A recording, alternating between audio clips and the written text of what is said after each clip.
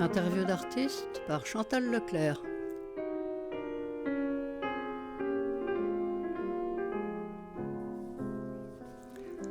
J'ai le plaisir aujourd'hui de recevoir la tatoueuse Morgane Dorfer qui habite à Besançon. Morgane Dorfer, bonjour, bienvenue.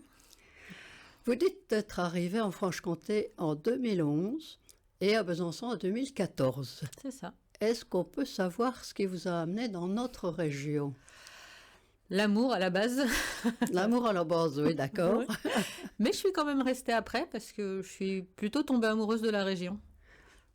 C'est joli, j'aime bien ce côté Enfin, moi je suis parisienne, donc forcément très verdoyant et oui. Le côté ville, mais en même temps nature qui est vraiment très proche. La proximité de la nature à Besançon, c'est ce que j'aime vraiment beaucoup. Et la dimension de la ville ? Je la trouve très bien. Ça va. Franchement, il y a ce qu'il y a, il y a ce qu'il faut. Il y a plein de choses à faire. Culturellement, ça bouge beaucoup. Donc ça, c'est ce qui me faisait peur en quittant Paris. C'est le côté culturel. Et à Besançon, je ne suis pas déçue. D'accord. Ah bon, alors, c'est gentil d'avoir un complément sur la région de Franche-Comté pour commencer. Alors, qu'est-ce qui vous a conduite au tatouage ? Est-ce que c'est après vous êtes fait tatouer vous-même ? Est-ce que c'est une rencontre exceptionnelle, quoi ? J'ai commencé à me faire tatouer. Le premier tatou que j'ai fait, j'avais 17 ans. Et je pense que ce qui m'a amené au tatouage, au final, moi, c'est plus la musique. Par rapport à la musique que j'écoutais, de faire des concerts quand j'étais en région parisienne, beaucoup de gens tatoués, etc. sur scène. Et j'ai commencé à m'y intéresser. J'ai toujours dessiné. Et indirectement, ça m'a amené à ça. Moi, on me pose souvent la question et du coup, j'y ai beaucoup réfléchi et je pense que c'est la musique, en fait. C'est la musique. C'est la musique, ouais. C'est assez original, quand même. Ouais, c'est quand même assez lié, je trouve, la musique, le tatouage, enfin... Plus maintenant, mais à l'époque, tout ce que... Pour les gens comme moi qui écoutent beaucoup tout ce qui est assez métal, hard rock, etc., j'ai 40 ans, donc c'est encore différent, mais dans les années 90, oui, je me rappelle feuilleter des magazines de musique, voir les artistes tatoués, etc.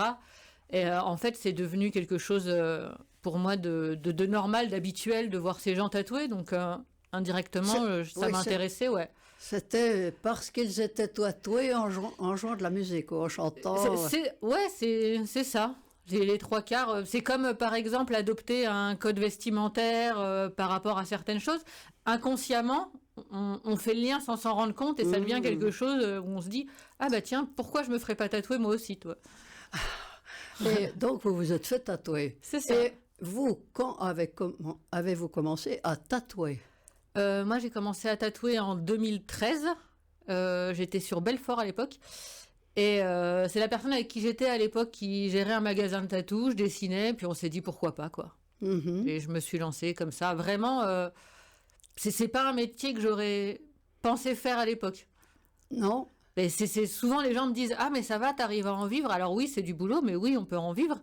Mais ouais, c'est vrai qu'on n'a pas l'habitude de voir ça comme un métier. Même mon mari, à l'heure actuelle, quand je l'ai rencontré, il me disait moi, au tout début, quand je t'ai rencontré, je pensais que tu faisais ça comme ça, mais que tu avais un métier à côté. » Je dis non, c'est un métier à part entière et on peut pas faire deux choses en même temps. Quand on fait du tatou, ça prend énormément de temps, en fait. Si on se donne à fond, ça prend beaucoup de temps. Ça prend beaucoup de temps, oui.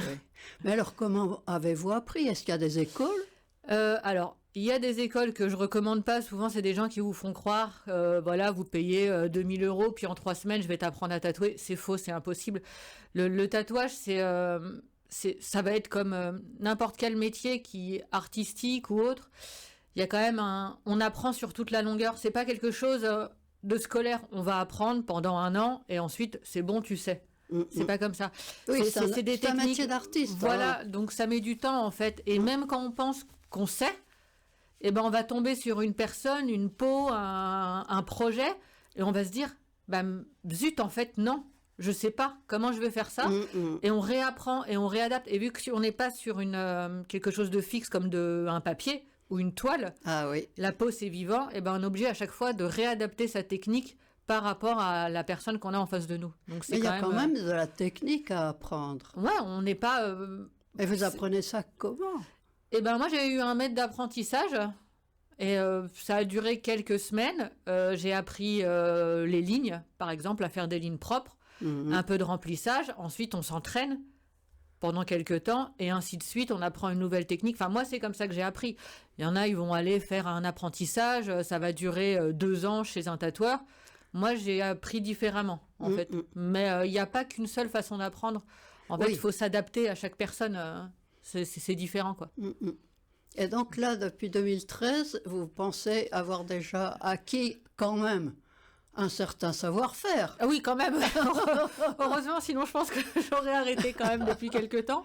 Enfin, aussi bien pour moi, parce que je me dirais, je progresse pas, puis pour les clients, c'est pas tip-top, quoi. Faut quand même, faut quand même assurer derrière. Non, mais, vous avez encore des surprises. Vous dites peut-être la peau. Ou ouais, et même des gens qui me font me dépasser, des clients qui vont me proposer des projets, des choses que j'ai jamais faites. Et je vais me dire, allez, c'est bon, je me lance, je peux y arriver. Techniquement, je sais que ça, je sais le faire, ça, je sais le faire, ça, je sais le faire. Ça va peut-être être un placement, un motif, quelque chose que j'ai pas forcément déjà fait. Par exemple, j'ai une amie qui m'a proposé de lui faire la jambe entière. J'avais jamais fait de jambe. Et je me suis dit, allez, c'est une amie, je me lance. Et en fait, on a fait un super projet, on était super contente. Et puis, moi, j'ai coché ça, genre, ça, c'est fait. Je sais que la prochaine, ça sera encore mieux, quoi. Et ainsi de suite. Donc, c'est un métier avec beaucoup de challenges. Moi, j'aime bien. Ah voilà, oui. Ouais. On reste pas en place avec ce métier et c'est ça qui me plaît en fait. Et donc ça peut être toute une jambe la première fois que vous faites une jambe complète, mais ça peut être aussi le motif. Voilà, ouais, le motif, on peut me demander, j'ai quelqu'un qui m'a demandé un jour la tête de la créature de Frankenstein, mais plutôt réaliste, et j'avais jamais fait ce style-là, quelque chose de réaliste. Je me suis lancée et c'était génial, j'ai adoré. C'était nouveau et du coup, j'ai trouvé ça génial. Ouais. Je connais une personne qui est pas mal tatouée et qui a demandé une fois à un tatoueur, elle a changé de tatoueur plusieurs fois. Ouais, c'est bien, moi, selon les choses qu'elle voulait faire. Et elle a demandé quelque chose qui était un jardin, mais les 4 saisons. Donc avec les fleurs, les arbres de toutes les saisons, et avec des oiseaux qu'elle a dans son jardin, donc les oiseaux des 4 saisons. Et là, vous faites comment si on vous pose une question comme celle-là? On recherche des références. Du coup, moi, ça soit aussi bien sur Internet, j'ai aussi des livres avec des gravures, des peintures, etc. Il y a plein de choses différentes. Après, c'est beaucoup de recherche en fait. Parce que là, il faut que vous fassiez un dessin avant de commencer. Donc vous avez aussi toute la graphie c'est ça. Du dessinateur. Alors heureusement maintenant, moi je sais que je passe beaucoup par la tablette, c'est quand même vachement pratique. Il y a quelques années, je passais que par le crayon et le papier et honnêtement, alors c'est agréable, mais quand c'est notre métier, c'est encore différent. Il faut quand même qu'il y ait une certaine productivité derrière quand même, qu'on passe pas 2 mois sur un seul projet, quand par exemple un dos entier. Donc la tablette, ça permet de superposer des calques, effacer, recommencer. Il n'y a pas de traces qui restent comme sur une feuille de papier. Donc ça, c'est quand même une technique qui est quand même relativement pratique. Après, ça m'empêche pas de continuer à dessiner sur papier, mais pour me faire plaisir à moi ou pour les flashs que je propose. Comme ça, ça permet d'allier les deux, quoi. Mais oui, c'est beaucoup de recherche. Ah oui, certainement, oui.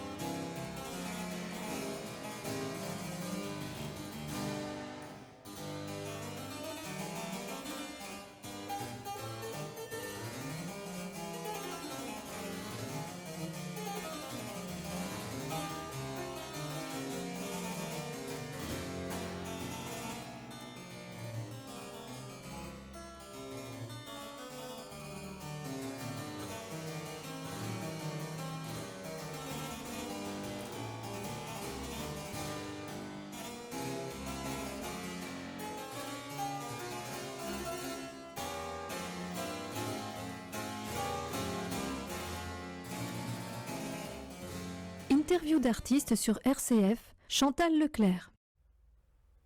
Morgane Dorfer, vous êtes tatoueuse, nous passons cette demi-heure ensemble. Et j'ai une question à vous poser sur vos sources d'inspiration. Si quelqu'un vous demande un tatouage, mais n'a pas tellement d'idée de ce qu'elle veut, est-ce que vous avez, vous, des thèmes de prédilection ? Alors que déjà, les personnes ne sachent pas vraiment ce qu'elles veulent, ça arrive quand même relativement souvent. Et ça fait partie de notre travail de les orienter un minimum. Ou alors, des fois, elles savent exactement ce qu'elles veulent, mais par rapport à la taille, l'endroit, ça va pas. J'explique souvent, mais pas un carré dans un rond. Oui, par exemple. Sur le corps, ça fonctionne de la même façon. Oui. Et alors oui, moi j'ai des thèmes de prédilection, je fais beaucoup de choses ornementales, florales, je fais des animaux. Après, j'ai beau avoir mes thèmes de prédilection, moi je suis ouverte à plusieurs styles. Je pars du principe que je tatoue pas pour moi, je tatoue pour la personne. Donc c'est aussi à moi de m'adapter par rapport à leur projet, dans la mesure du possible, pour que ça vieillisse bien, que ce soit joli, harmonieux, etc. Pour que ça vieillisse bien, vous dites ? Oui, en fait la peau ça bouge avec le temps, la peau bouge avec les prises de poids, les grossesses, le soleil, enfin il y a plein de choses qui font bouger la peau et c'est à nous de faire quelque chose de cohérent pour que dans le temps le tatouage reste toujours aussi beau. Par exemple, les traits ont tendance à s'épaissir un petit peu avec le temps, la peau se détend, donc forcément, le tatouage, ça va être le même principe. Donc, il ne faut pas faire trop petit, avec trop de détails ou trop fin. Il y a plein de choses qui rentrent en compte, en fait. Ah oui. Ouais. Et alors, vous dites, dans le temps, justement, dans le temps, est-ce qu'il y a des personnes qui veulent se faire enlever leur tatouage ? Ça arrive de plus en plus. Alors, il y a des gens qui sont mal renseignés, qui vont voir un tatoueur parce que leur cousine, n'importe qui leur a dit qu'il était bien, donc ils y vont. Sauf que, par exemple, le tatoueur aura fait à la fameuse cousine un lettrage qui sera très bien. La personne va y aller pour quelque chose, un projet, je sais pas, réaliste, mais il sait pas du tout faire, mais il va quand même dire oui, et il va rater. Ça arrive. Donc là, forcément, soit des fois, nous, en tant que tatoueur, on peut faire un cover, donc c'est-à-dire recouvrir le tatouage effectué, donc des fois c'est possible, des fois techniquement c'est pas possible parce que c'est trop gros, parce que c'est trop foncé, il y a plein de choses qui rentrent en compte. Moi récemment j'ai repris des tatouages sur une cliente, elle était allée ailleurs, les tatouages, les traits étaient horribles. Moi j'ai repris tous les traits, j'ai refait tous les ombrages, donc elle, j'ai pas eu besoin de recouvrir, j'ai retravaillé le motif existant pour le rendre joli. Supprimé. Non, c'est ça. Donc des fois on peut retravailler le motif pour le rendre plus joli, on peut le couvrir complètement ou partiellement. Ça arrive, par exemple, des personnes disent voilà, j'ai un visage avec des fleurs, j'aime bien les fleurs, j'aime pas du tout le visage, qu'est-ce qu'on peut faire sur le visage ? Et on essaye de couvrir avec, par exemple, d'autres fleurs en couleur, faire quelque chose d'harmonieux, c'est possible. Après, il y a aussi l'enlever au laser. Faut savoir que le laser, ça coûte cher, ça fait mal. Et alors, je sais pas où en est la réglementation actuelle, mais je sais qu'à l'époque, nous, les tatoueurs, on n'avait pas le droit de le pratiquer. Alors maintenant, je sais pas du tout où ça en est. Moi, c'est quelque chose qui ça m'intéresse pas de le faire. Oui. C'est pas mon travail. Je pense que c'est quelque chose qui se passe au niveau dermato. C'est à un dermato de s'en occuper. Voilà, c'est médical, À l'époque, c'était les dermatos. Maintenant, je sais pas du tout où ça en est, mais j'ai envie de dire chacun son travail en fait. Donc c'est pas mon travail. La pose dans cette optique-là, c'est pas mon travail. Non, donc je préfère pas le faire. On préfère créer que supprimer. Oui, c'est évident. Oui. Et alors, est-ce que chaque tatoueur a ses thèmes à lui, même s'il peut créer d'autres choses, mais noir, couleur, les thèmes abstraits, figuratifs, etc. C'est ça, exactement. Moi, je fais un peu de tout, mais c'est vrai que j'ai un thème de prédilection, donc on vient souvent me voir pour faire des choses en ornemental.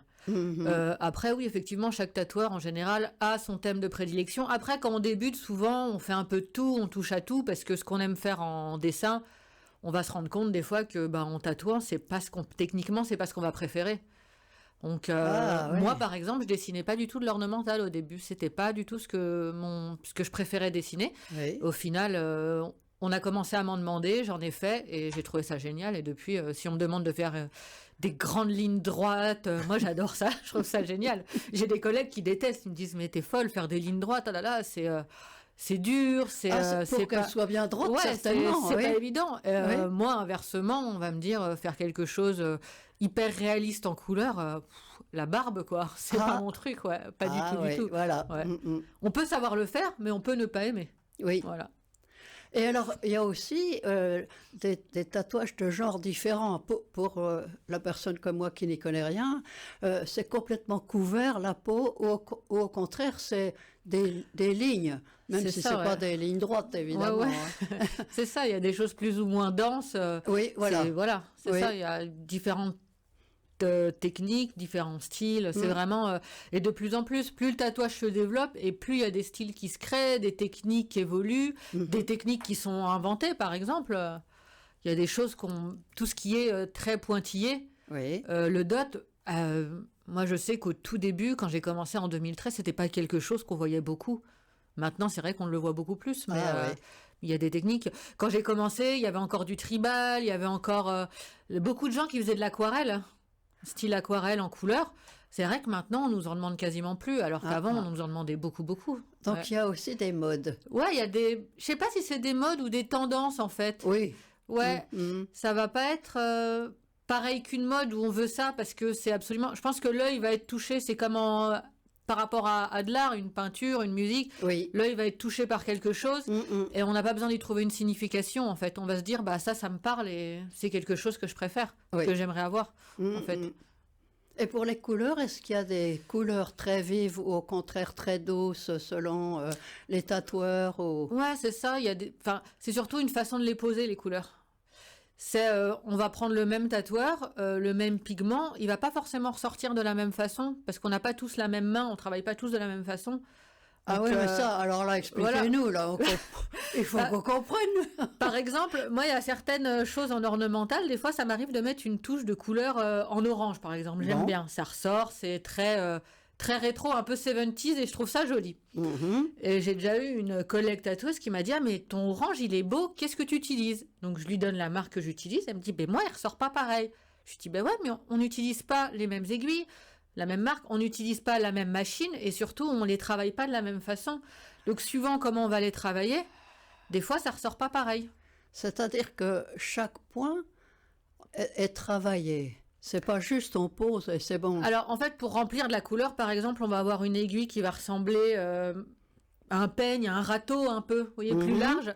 Et la façon dont on va bouger l'aiguille sur la peau, la façon dont on va la rentrer, ça va faire des techniques différentes, en fait. Il y a différentes techniques. Ouais, c'est pour ça que ça met du temps. C'est pour ça que ce que je disais, les écoles de tatouage qui vous promettent de savoir tatouer en 2 mois, c'est impossible. Oui, mais il y en a peut-être, je pensais qu'il y en avait peut-être qui duraient 2 ans, hein, je ne sais jamais. Oui, puis même on va nous apprendre Enfin, moi je sais que j'ai eu un apprenti, je lui ai appris comment tracer, comment remplir, comme moi je le faisais. C'est ça. Mais parce que moi, ça me parle de le faire comme ça et ça marche pour moi. Donc au début, lui, il faisait exactement comme je lui disais. Et à force de tatouer, il s'est rendu compte que pour lui, en fait, s'il faisait autrement, ça allait mieux à sa main. Mais on est obligé de partir de quelque part. Donc forcément, notre maître d'apprentissage va nous montrer quelque chose. Et c'est pas pour autant que nous, sur le long terme, on va garder cette technique-là. En fait, ça évolue. Oui.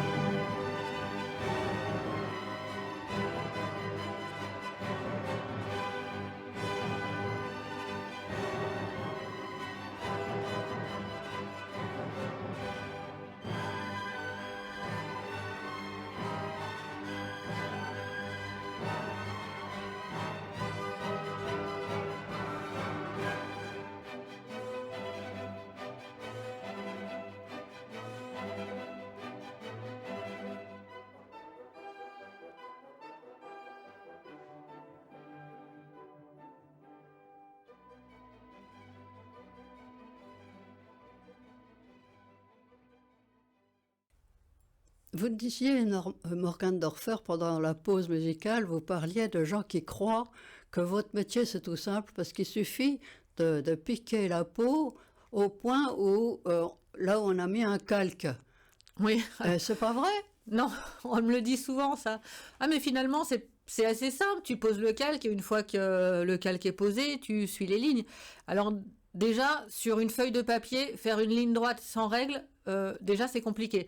Donc, sur quelque chose de vivant, une personne qui respire, qui bouge, des fois sur les côtes, c'est compliqué. Après, non, effectivement, le calque, faut qu'il soit propre.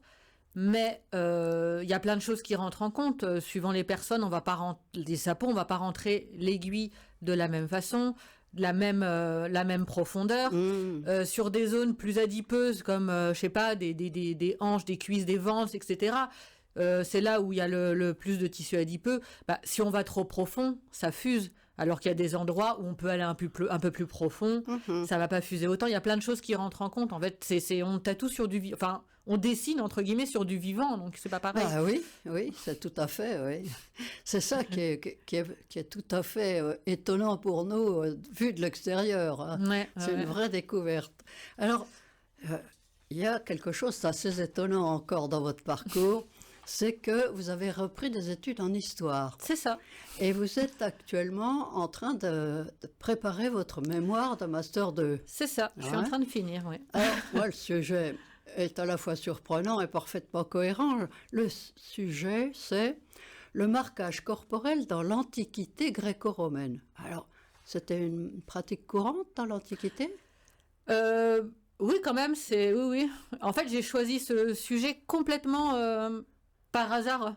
J'étais en train de finir ma licence, j'hésitais à continuer en master et je sais que Monsieur Gonzalez, qui est un professeur en histoire romaine, avait proposé à une période de faire un sujet sur le tatouage, etc. dans l'Antiquité. Donc du coup, j'ai quand même dû définir mon sujet, ma problématique, etc.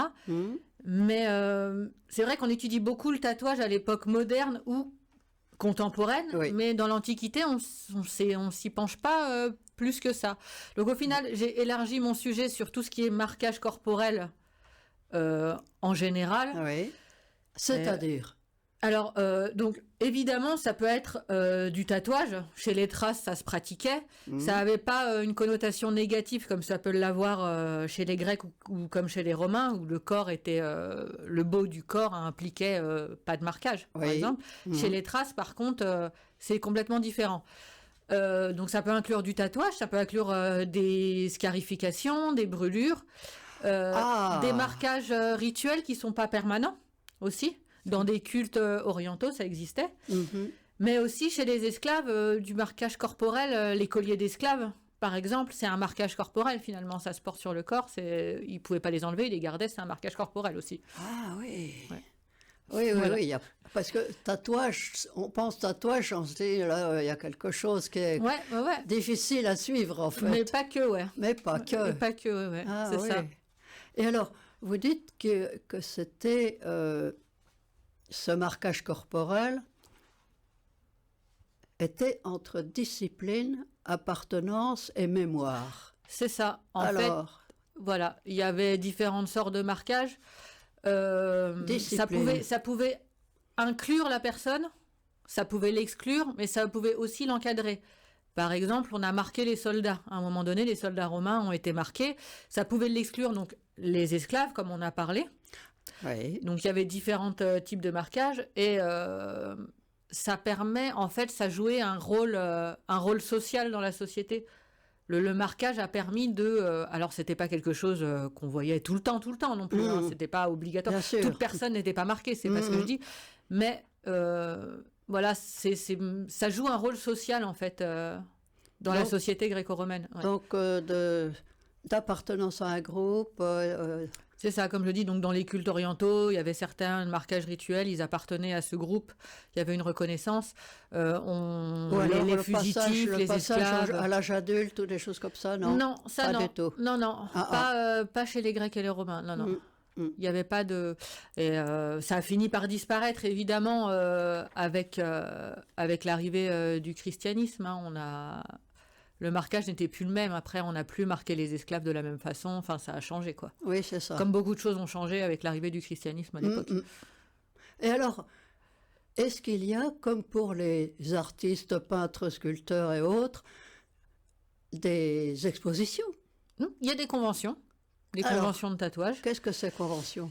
Alors une convention, ça va être, oui effectivement, ça va être une sorte d'exposition. Les tatoueurs postulent. Oui, donc, comme les autres artistes. Exactement. Oui. Alors il y a des conventions où on postule et ils prennent, par exemple, il y a 200 places, ils prennent les 200 premiers. Il y a des conventions où on postule, ça va être par rapport à notre niveau. Voilà, on va être accepté ou non. On paye un stand, on loue un stand, on tatoue des clients sur place qui prennent rendez-vous. Il y a des animations, il y a des concours, etc. Vous tatouez pendant la convention. C'est ça, exactement, ouais. Ah oui, c'est pas une présentation de ce que vous savez faire. Après, il y a des concours, donc certains peuvent s'inscrire et présenter. Moi, je sais que c'est quelque chose que je fais pas, je déteste ça. Ce côté... je sais pas comment dire sans que ce soit péjoratif, mais ce côté... regardez-moi, je suis là, regardez ce que je sais faire, je vous présente mon travail. Moi, c'est quelque chose que j'aime pas. Mais après, je peux comprendre que certains le fassent parce qu'ils ont besoin de reconnaissance par rapport à d'autres pairs qui sont jurys, etc. Mais moi, non. C'est l'idée même de monter, présenter quelque chose, ça me met mal à l'aise. Oui. J'angoisse déjà pour la présentation de mon mémoire à cause de ça, par exemple. Et donc, comment est-ce que le public est au courant de l'existence de ces conventions? Si moi, je veux aller me faire tatouer pendant une convention... Il y a de la pub. Les organisateurs font de la pub, que ce soit dans la rue, sur les réseaux sociaux, etc. Et puis souvent, les clients suivent les tatoueurs qu'ils aiment bien, donc ils les voient en déplacement. Moi, je sais que souvent, je fais des guests ou des conventions, ils voient que je me déplace et ils en profitent parce que je suis plus proche de chez eux pour se faire tatouer. Ça leur évite de faire le chemin jusqu'à Besançon. Parfait. Merci encore, Morgane Dorfer, de cette demi-heure charmante et passionnante. Et bonne chance pour la suite. Merci, c'est gentil. Au revoir. Au revoir.